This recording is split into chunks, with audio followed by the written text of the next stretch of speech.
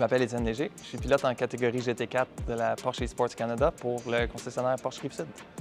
Mon nom, c'est Andrew Caron. Je course en GT3 pour le centre Rive-Sud en Porsche Esports. Ça fait depuis que je suis tout jeune. Moi, depuis plus loin que je me souvienne, j'avais 5 ans puis j'avais une manette de PlayStation dans les mains. Je jouais à Gran Turismo. C'est des membres de ma famille qui avaient ça chez eux, puis je l'ai essayé. Puis il a fallu que j'aille ça chez moi aussi. Depuis toujours, depuis que j'ai 5 ans, là, je joue. Puis plus compétitivement, je dirais, c'est depuis 2021, en fait, depuis que j'ai pris connaissance du championnat Porsche Esports Canada.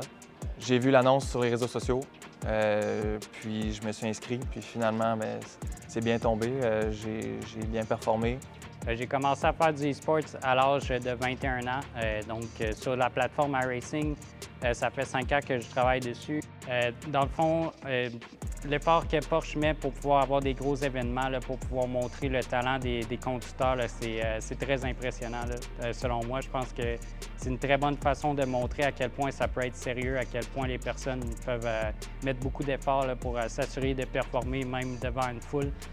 En fait, ça fait 4 ans que je fais la compétition de Porsche Canada eSports et je vois que Porsche, de plus en plus, ils mettent beaucoup d'efforts pour que les conducteurs là, ils puissent avoir une expérience la plus complète possible.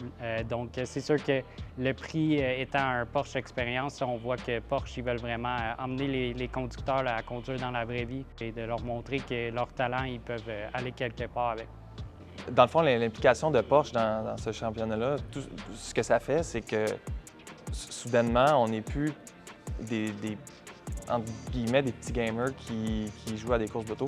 On en parle à nos familles, nos amis, puis tout le monde trouve ça super le fun, puis presque ils comprennent pas, ils réalisent même pas que c'est une possibilité que ben, des pilotes comme nous, on se fasse inviter au championnat, puis qu'on fasse collaboration avec des concessionnaires, puis qu'on rencontre les gens, puis tout ça. Donc, ça rajoute vraiment une nouvelle dimension qui n'existait pas, puis c'est super intéressant. C'est vraiment excitant d'en faire partie. La communauté e-sports de iRacing est quand même très petite, là, dans le sens que tout le monde se connaît, bien sûr. C'est parce que tout le monde font les mêmes compétitions, donc tout le monde se parle souvent. Moi, ce que j'aime de ce championnat-ci, de Porsche Esports Canada, j'aime le côté compétitif, mais en même temps amical. Je crois que les gens, la vision qu'ils ont du e-sport, c'est que c'est juste un jeu vidéo. Mais il faut comprendre qu'en fait, dans les simulateurs comme iRacing, les techniques utilisées sont très similaires à ce que les conducteurs dans la vraie vie font. Donc, les pilotes, ils apprennent à faire du trailbreaking, toutes des choses qui sont utilisées sur le circuit. Et je crois que c'est une très bonne entrée, là, dans le fond, pour les personnes qui font du e-sport. C'est des gens très passionnés.